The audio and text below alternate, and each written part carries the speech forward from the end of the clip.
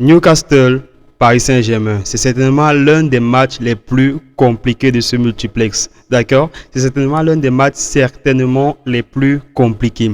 Et si on regarde même au niveau de l'histoire, la dernière confrontation entre ces deux équipes date de 2023. Comme vous pouvez le voir, la dernière confrontation date de 2023 et elle s'était soldée d'un match nul entre le Paris Saint-Germain et Newcastle. Et si on plonge encore plus loin, on voit que on avait une victoire avant de Newcastle. C'est pour ça que je dis ce match il est assez partagé parce que ces équipes même au niveau des championnats, c'est pas comme si elles proposent quelque chose de réellement rassurant. Ok, on a récemment le Paris Saint-Germain qui s'est fait éliminer. Donc le Paris Saint-Germain s'est fait éliminer comme des vulgaires débutants de la Coupe de France. Ok, face à qui? Face à Paris FC. Donc c'est vraiment voilà, on reste assez mitigé. Et quand on regarde même la dernière rencontre, la dernière confrontation du Paris en Champions League, on voit qu'elle a perdu face au Sporting en fait. Donc, c'est pas vraiment comment placer ces équipes, comment pouvoir anticiper déjà sur une potentielle victoire ou une défaite. Donc, c'est assez compliqué. Donc, on va essayer de définir ça dans cette revue. Et maintenant, quand on regarde en fait les stats, les derniers résultats de Newcastle, qu'est-ce qu'on remarque? On remarque qu'en championnat, ça ne va pas. Ils ont perdu récemment là contre Aston Villa. Ok, mais dans les dernières rencontres, en ce qui concerne la Champions League, ils ont eu à gagner. On va aussi dire que c'était contre PSV, mais PSV même, il joue quelque chose, tu vois. Donc, ça reste des rencontres assez pas facile à définir, d'accord? Et si on plonge quelque part encore plus dans les statistiques, parce que très souvent pour pouvoir anticiper ce genre de match, il faut toujours plonger dans les statistiques. Ce qu'on va regarder, c'est qu'on regarde tout simplement le nombre de buts en fait, d'accord? On voit qu'en 13 matchs, Newcastle, en ce qui concerne Newcastle, ils mettent environ 2,5 buts par match. Donc, vous voyez alors que c'est assez compliqué de pouvoir définir ce qui se passe parce que côté PSG, c'est exactement la même chose. PSG met aussi 2,5 buts dans le match. Vous voyez. Et si on descend à 7, c'est la même chose, 2,5. Bref, je ne vais pas vous embrouiller avec les statistiques, mais c'est pour que vous compreniez que cette équipe est en gros en mode coude en fait. D'accord? Donc, à ce qui concerne le classement par rapport à la Champions League, on voit tout de suite là que le Paris Saint-Germain, pour confirmer ce qu'on disait d'abord plus haut, le Paris Saint-Germain, lui, il est 6e. Et de l'autre côté, Newcastle est 7e. Le nombre de points, c'est la même chose. C'est-à-dire que ces équipes sont en coup de... on dit quoi? Coup de coude en fait. Coup de coude. Bref, vous voyez ce que je suis en train de vouloir dire. Donc, voilà. On va se lancer réellement dans l'analyse de la composition, parler des joueurs, parler de la forme des joueurs et tout, comment le système va se faire et essayer d'anticiper un peu cette partie-là. Mais avant d'arriver là-bas, je tiens à dire que ça, c'est ma nouvelle chaîne, ma première chaîne solo. Et je sais que c'est très compliqué souvent d'arriver sur une chaîne solo, voir 10, 20 abonnés, s'abonner aussi. Donc, pour ceux qui veulent réellement me soutenir, je vous invite déjà à vous abonner, à liker la vidéo, à activer peut-être la cloche de notification. Déjà, c'est pas forcé, c'est vraiment pas forcé, mais ça m'aiderait vraiment, vraiment. Et je remercie vraiment également ceux qui le feront. Donc, sans plus tarder, on va se lancer réellement dans notre analyse, ok? La composition du Paris Saint-Germain fait partie des compositions qui surprennent le moins, ok? Donc, elle fait partie des équipes dont on sait déjà que voilà d'avance le 11 entrant type, les titulaires même. Et je crois que c'est normal en fait. C'est pas comme si c'était un défaut parce que cette équipe a déjà eu à s'organiser réellement, ok? On sait que quelque part, Hakimi a plus d'aptitude à faire peut-être des changements du coup, avec Marquinhos à pouvoir aller de l'avant. En faisant peut-être des transactions grâce à Vitinha et Vitinha trouve très facilement Doué ou Barcola et Ousmane Dembélé parfois il s'est fait oublier pour réapparaître quelque part.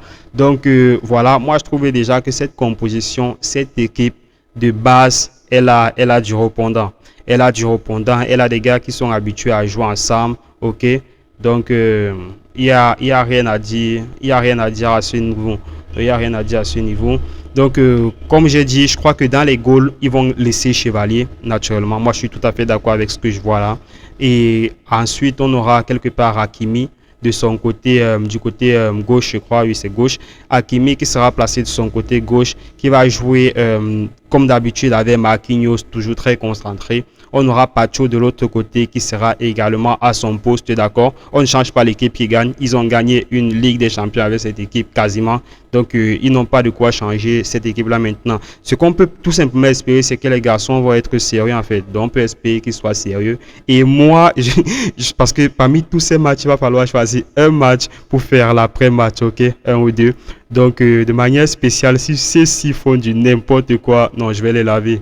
Je vais les laver en après-match, ok? Notez déjà ça quelque part. Vous allez revenir dans les commentaires me dire. Je vais les laver s'ils tentent de faire un peu comme si il y a un bouton qui ne tenait pas. Et maintenant, de l'autre côté, on aura Nuno Mendes. Nuno Mendes qui va se placer en position de je n'ai plus rien à prouver, ok? Et je crois que quand quelqu'un se place dans ce genre de position, il peut exploiter réellement son plein potentiel. Et c'est ce qu'on souhaite à Nuno Mendes. Donc, il y aura Nuno Mendes que je crois qu'il va aussi bien jouer. Maintenant, au niveau des milieux, donc à la centrale, on aura forcément Vitinha.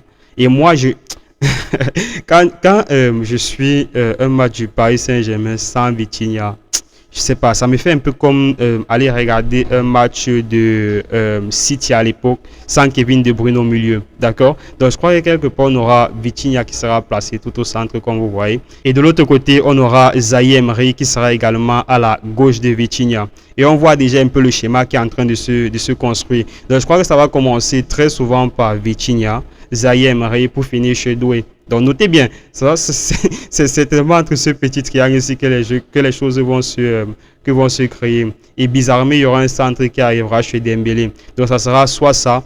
Et maintenant, par derrière, je crois que Dembélé pourra peut-être avoir une certaine latitude pour rater au pas. Et Barcola va venir rectifier le tir.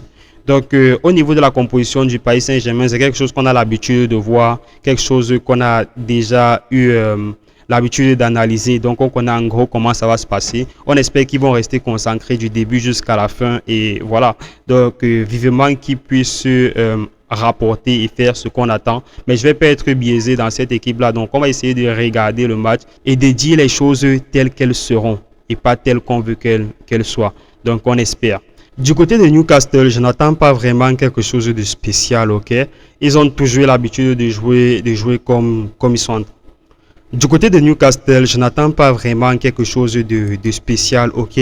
C'est plus du côté du PSG que je m'attends réellement à voir quelque chose de d'exceptionnel. Mais les Anglais ont souvent cette particularité-là que c'est lorsque vous ne les attendez pas, qu'ils savent rester concentrés du début jusqu'à la fin. Et quand tout le monde est concentré dans un match, ça se joue souvent sur des coups de pied arrêtés ou bien, bref, ça se joue souvent de manière très très rapide sur une petite erreur, d'accord? Donc, et les Anglais sont souvent très forts pour répondre sur ce genre d'action. Donc, ça, c'est le classement. Ça, c'est l'équipe type même qui a joué le week-end. Malheureusement, c'est cette équipe qui a perdu. Donc, je crois que le Paris Saint-Germain doit mieux se concentrer pour pouvoir contrer ce 4-3-3. OK? Et maintenant, côté Newcastle, c'est vrai que je n'ai pas la bio net de tous les joueurs, mais on va quand même s'appesantir sur quelques joueurs clés que je crois qu'ils feront vraiment la différence. Premièrement, on a l'acolyte d'Hakimi, ok, son alter ego, Trippier. Je crois que les passes vont souvent aller très vite de son côté, qui va peut-être faire une transition avec Bruno Guimaraes et on ne sait pas par quelle magie l'alchimie finit souvent par arriver chez Gordon. Donc je crois qu'il va falloir contrôler ces trois joueurs-ci. Et c'est eux qui forment souvent l'essentiel des attaques rapides de Newcastle.